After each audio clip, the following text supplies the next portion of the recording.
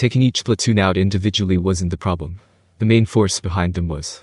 So, Benimaru's plan was to wait until they came together to a certain extent. If the Imperial Army's aim is the dungeon, then all we will have to do is lure them to its entrance and take them on from there.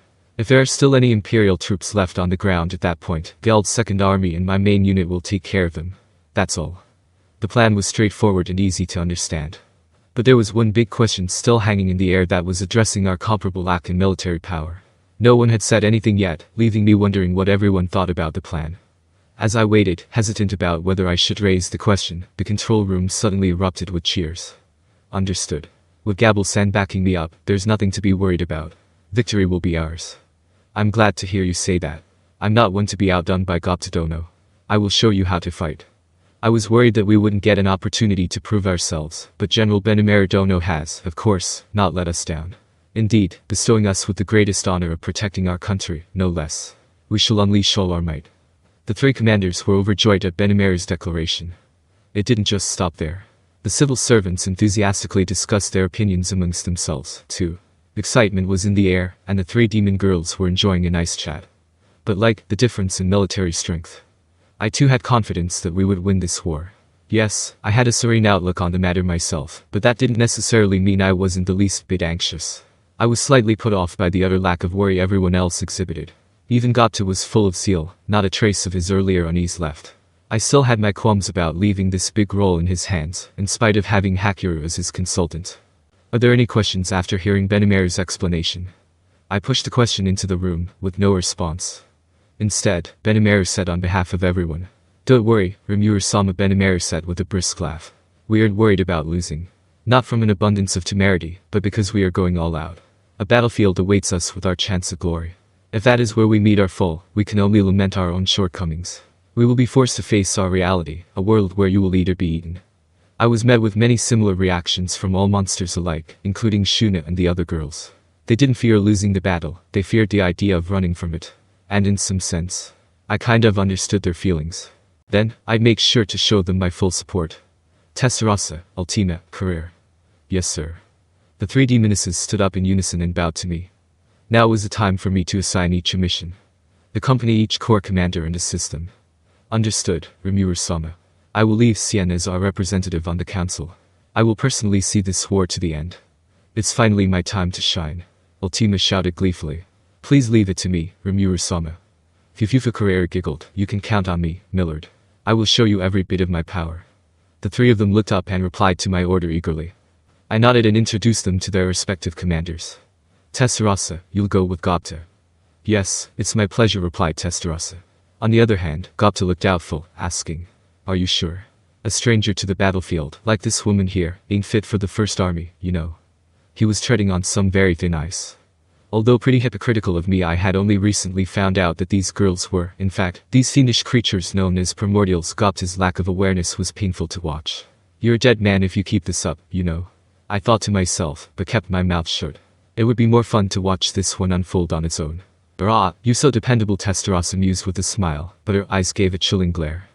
I think Tensura will forgive you if you apologize, Gopta-kun.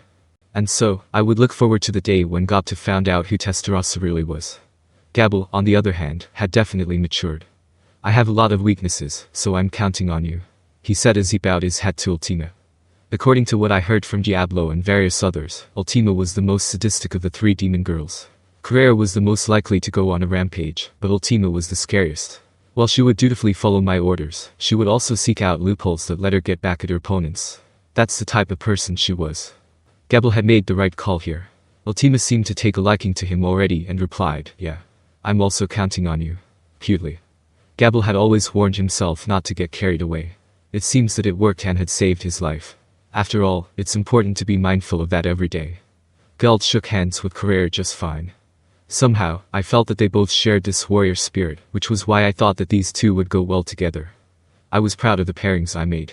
Had I swapped Gopta's and Gabble's partners, things would have been looking grim for our goblin friend already. Feeling quite pleased with the outcome, I gave the three pairs words of encouragement. Barely anyone knew who these three ladies really were. This was because a gag order was in place on everyone who had been at the meeting when Guy showed up. I didn't want anyone to end up frightened, so I had instructed the three ladies to keep it on the down low. I told them to obey the orders from their corps commander, and not to reveal their true identities, but I was quite concerned over what may happen if they ever snapped. And to think that I could have gone on in blissful ignorance. Oh well, I shall trust them. Unless I gave them orders, they would be standing by quietly. Anyway, with all that said and done, the 3 pairs were formed. Whatever challenge came their way, I knew they could handle it. I could finally put my mind at ease. That's all we planned to talk about, but is there anything anyone still wants to add? The rest would depend on the Empire's reaction, so we have to stay flexible. Working with King Gazel was also important, so I had to make some detailed plans with him in advance. However, that was the operation headquarters job. The corps commanders had their own work cut out for them, so if there were no other pressing matters, we could adjourn the meeting. I was about to call it there, when suddenly a hand shot up. It was Masayuki. Could you give me a moment? What is it, Masayuki-kun? There. I have a question. The fact that you made me a corps commander aside, you didn't explain what the volunteer corps is supposed to do. Oh, I forgot about that. He must have quite a few questions. He was still a high schooler, so it made total sense for him to be nervous after being given a corps. Had we been in ancient Japan, it would have been normal for someone his age to lead an army. For a youngster living in peaceful, modern-day Japan though, I could see how it would be overwhelming. It was pretty hard for me too, you know. Before I knew it, I had become a demon lord without a boss to guide me. By contrast, Masayuki was a pretty lucky ducky. Don't you think so?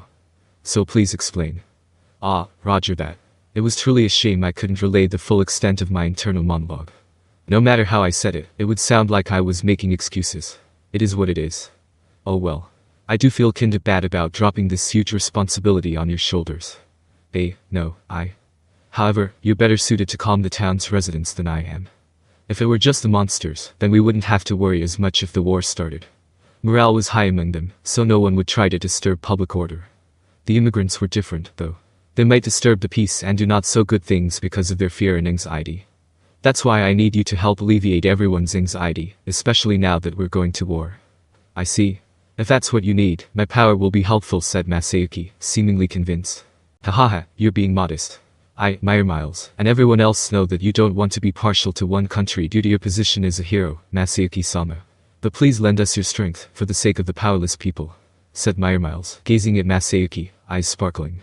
He still had the wrong idea about Masayuki's capabilities, but I wasn't one to rain on his parade. I mean, even Hinata seemed to have the wrong idea about Masayuki. How fearsome you are, Masayuki. I'd make sure to keep a keen eye on how the legend of Masayuki would develop during the war.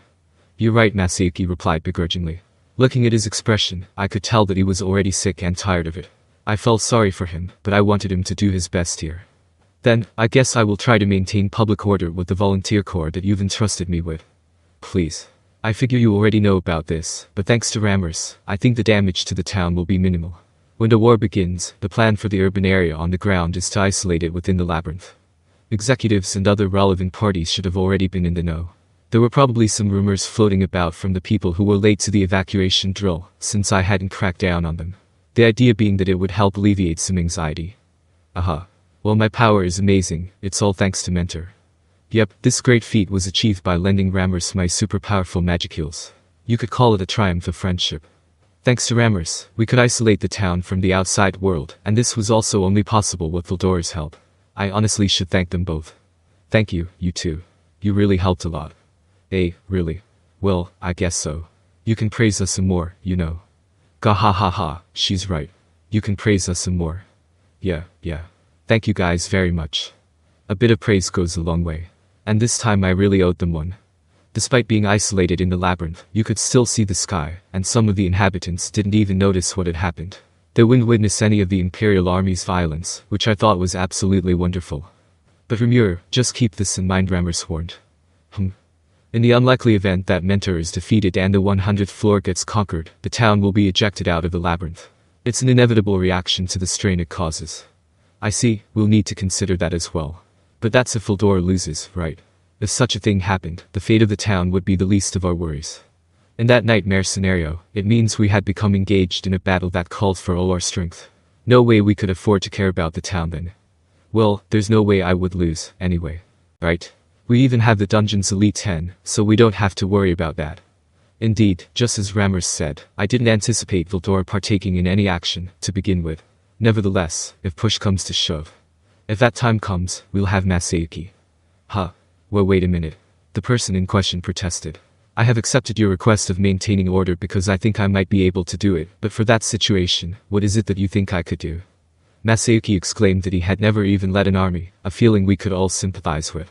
Even Meyer Miles, who held Masayuki in very high regard, nodded in agreement. Don't worry, Masayuki-kun, I said. I don't expect you to be able to command an army right now. I'm currently discussing this with Hinata. I asked her to send us an aide from the Holy Knight Order. I'm sure she'll grant my request, and if so, that person will help you as your second in command. Oh, really? That's a relief. One other thing. I'm putting you in charge of guarding the kids, so you'll be safe and you'll keep them safe and sound. Wahahaha. If it's Hiro-sama that will protect them, they couldn't be in better hands. Oh, of course, Masayuki affirmed as he broke out in a cold sweat. He also knew that the kids could hold their own, so he understood that this was for his own protection. Besides, Chloe was going to be there. If the situation turned dire, then she would be there to protect Masayuki and the others. That concluded the important topics of this conference. We prepared the best we could, but who knows what will happen once the chips are down. And I wasn't without worry, myself. Chloe's memories of my death. Right now, there was someone in the Empire strong enough to kill me, there was no doubt about that. If that guy appeared, even the dungeon's Elite 10 wouldn't be able to stop them. Wait, on the contrary. Report. The dungeon's Elite 10 are being used to expose the enemy's cards. I figured. It seemed like Raphael-san's first priority was my safety. Well, that did put a smile on my face. I was also determined. No matter what, I would protect my friends. I would never let anyone get hurt in this stupid act called war. And on that note, I ended the meeting that day.